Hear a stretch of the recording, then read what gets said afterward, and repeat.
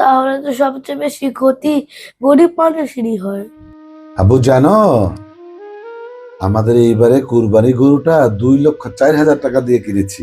জানি বাবা, কিন্তু চামড়াটা কত টাকা বিক্রি করলা? মাত্র 250 টাকা বিক্রি করছি।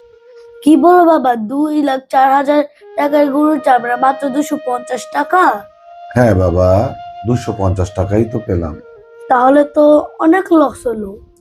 আমার লস হয়েছে কিনা তা জানি না, কিন্তু কষ্টটা অন্য জায়গায়। কোথায় বাবা? এই চামড়ার টাকা দিয়ে তো এতিমখানা, মাদ্রাসা আর অসহায় মানুষের উপকার হয়। চামড়ার দাম কমে গেলে তাদের প্রাপ্য সাহায্য কমে যায়। তাহলে তো সবচেয়ে বেশি ক্ষতি গরিব মানুষেরই হয়। ঠিক তাই বাবা। কিন্তু চামড়ার দাম কমে কেন বাবা? হয়তো কোথাও একটা বড় গলদ আছে বাবা, না হলে 2,04,000 টাকার গরুর চামড়া কি করে 250 টাকায় বিক্রি হয়? কোরবানির গরুর চামড়া শুধু একটি চামড়া নয়, এটি অসহায় মানুষের হক।